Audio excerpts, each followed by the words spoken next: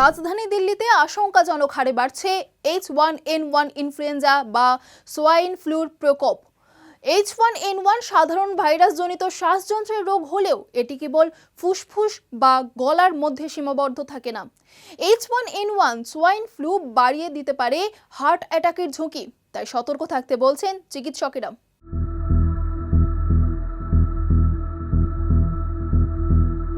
রাজধানী দিল্লিতে আশঙ্কাজনকভাবে বাড়ছে H1N1 ইনফ্লুয়েঞ্জা বা সোয়াইন ফ্লু এর প্রকোপ। National centre for disease control বা এনসিডিসির তথ্য অনুযায়ী চলতি বছরে 12ই আগস্ট পর্যন্ত দিল্লিতে 1449 জন H1N1 আক্রান্তের খবর মিলেছে।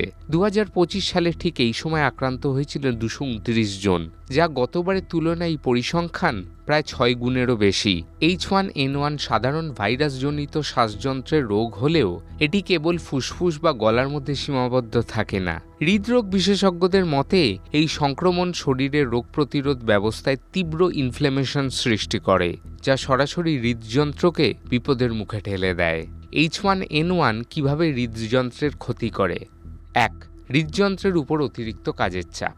সংক্রমণের সময় দেহের তাপমাত্রা বেশি, ডিহাইড্রেশন, দ্রুত হৃদস্পন্দন এবং রক্তে অক্সিজেনের মাত্রা কমে যাওয়ার ফলে হৃৎপিণ্ডকে স্বাভাবিকের চেয়ে অনেক বেশি কাজ করতে হয়। এটি প্রবীণ ও আগে থেকে হৃদরোগে আক্রান্ত ব্যক্তিদের ক্ষেত্রে হার্ট ফেলিওরের ঝুঁকি বাড়ায়।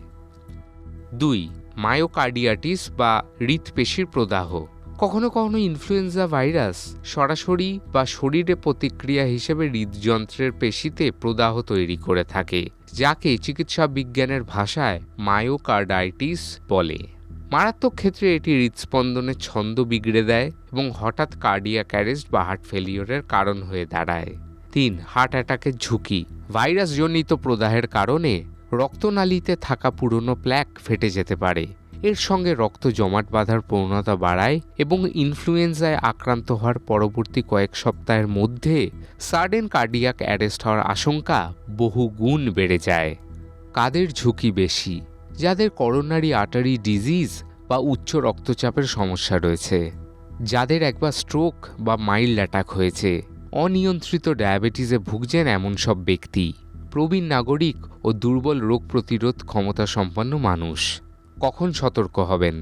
সর্দি কাশির পাশাপাশি যদি বুকে তীব্র চাপ, ব্যথা বা অস্বস্তি হয়, সেক্ষেত্রে সতর্ক হতে হবে। ক্রমাগত শ্বাসকষ্ট বা বুক ধড়ফড় করলে অবহেলা করা যাবে না।